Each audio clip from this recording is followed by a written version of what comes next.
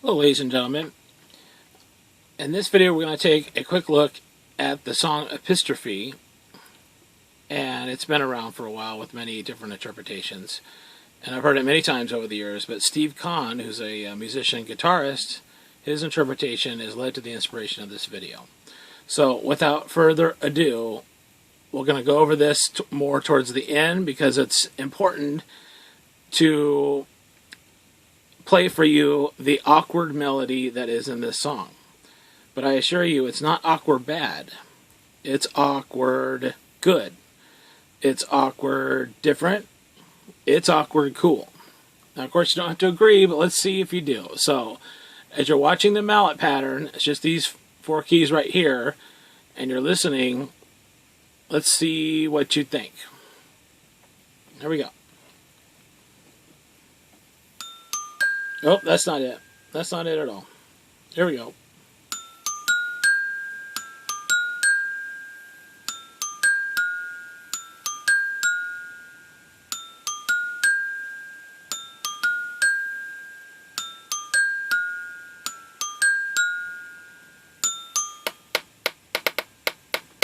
So it goes into the percussive section of that. If you like percussive, there's this another great part about this song. What really hooked me to his version is there's a nice percussive section with a little bit of cowbell, timbali, and a drum set, of course. And it's not and congos even, and it's not overpowering. It drives the rhythm, but is really tastefully done. And if you're interested in such things, please give it a look. So, one more quick thing about this is that, so that was just kind of awkward. When you go to play it, you'll realize how awkward it really is, because, at least for me anyway, it took me a while and some extra concentration. It's very simple and very, and not fast and difficult or anything, but the way the notes, oops.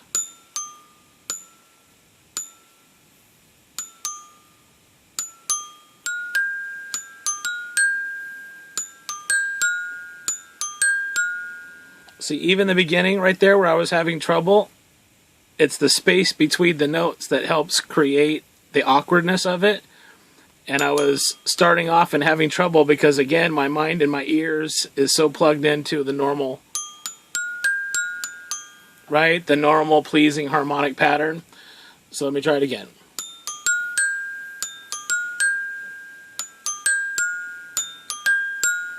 So you can tell that time I kind of made these notes closer together.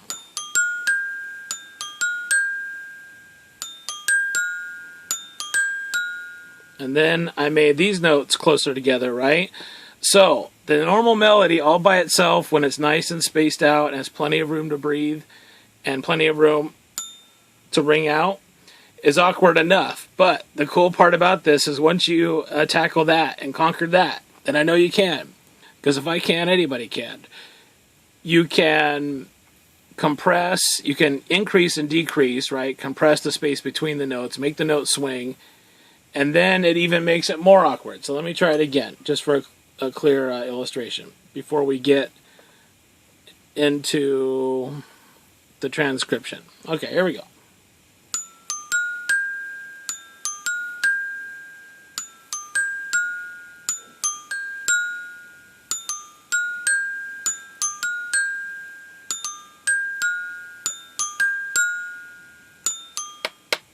And then in the percussive part. So you can kind of see I compressed over here, and then I compressed these two. First it was here, then maybe these two, then jumping these two, right? I mean, there's just plenty of room for self-expression, and the awkwardness actually kind of becomes your friend because your self-expression, and whether you like that style or not, it definitely is very interesting. Okay, so let's go ahead and play it through once, and then we'll see as we play it through, there's a crescendo part where it kind of goes do-do-do-do-do-do-do-do-do. This crescendo part actually is what I call a jazz dilemma. And dilemmas can be the same thing as awkwardness, right? That this isn't awkward bad, it's awkward good. This is a good dilemma to be in because there's so many different ways, which I'll show you, that have to, that crescendo can be done in so many different ways. And it's really cool to play around with which ways you enjoy best. Okay, so here we go. Without further ado, this is the beginning and the kind of the end. And you can play along with Mr. Kahn's version because it's nice and mellow and nice. It's the same kind of speed that I was doing. It's really cool. In my mind, I'm playing along with him when I play this for you now. Here we go. So here's the opening, which is a piano. And then here's the guitar part.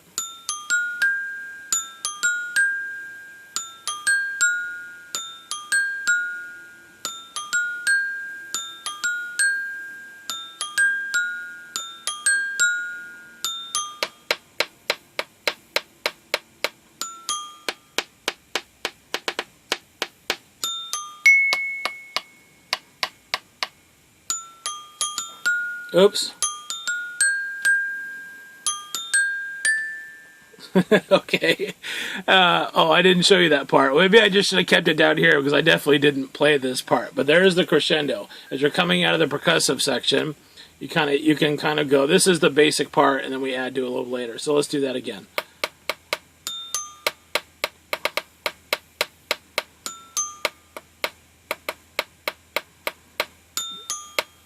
So you're doing it. This is the fourth and final time, and then instead of doing it 4 times, you do it 3 full times, and then on the 4th time that you would go, instead you can go. So on that particular section, you can see that the first time you skip the G, right? So that's first time you're hitting the 2 G's, and then you skip it for the emphasis, right? Remember my little ring around is the emphasis note. So you can see that. Here we go, ready? Actually, I wrote this down last night, and I changed my mind. I started on D and skipped the G. So you can either not start on the D. There's one way of doing it. Not starting on the D and go here. So over here now. So that's one way of doing it, right? The other way to do it is to start on the G, start on the D and skip the G. Right? So that's 2 different ways of doing it. Now the next way you could do it is skip the E. That's 3 different ways. And then I kind of wrote down here E, D, E, D, A. So E, D. Can we do it again? So that's kind of compressing or making those notes swing, and then a pause, and then extra emphasis. Or you can skip the EF. So let's try that. Oh, first I said skip the EF and then hit the GA with a swing note. Remember, that's the swing. Looks like a swing kind of. So these notes are going to be closer together. Okay, here we go. Oh, so I put those, so that's kind of like 3 higher notes, or definitely 2 higher notes together.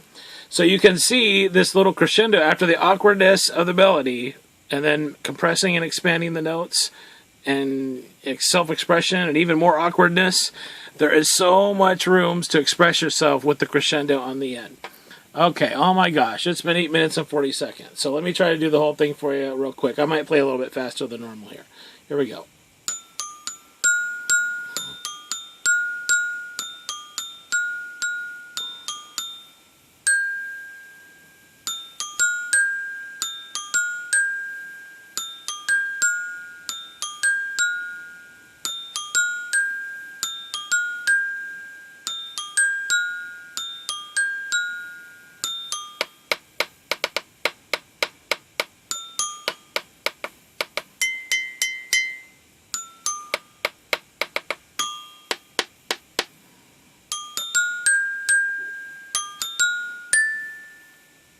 And just kind of let it pause. And then right here it says repeat section 2. So back up to the awkward. Now second time around you can press the notes.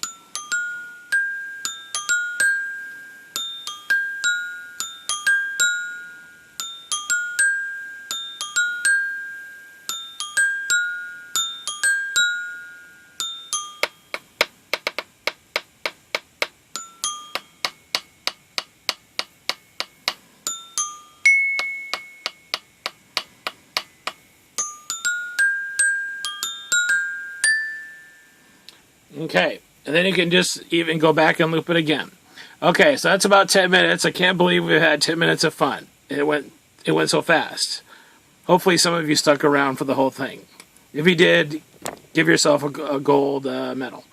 Okay, so once again, not that you have to particularly like this song or anything, but training your brain to do the awkwardness, that's kind of like a challenge. And then also, if you enjoy the awkwardness of it, and once you get used to it, I'm hoping that you will enjoy it the way I did, then you can start expanding and compressing the space between the notes, a la Mozart, and then make it extra awkward. Make it your own kind of awkward, which, of course, means your own kind of cool. All right, thank you very much. Have fun. Bye-bye.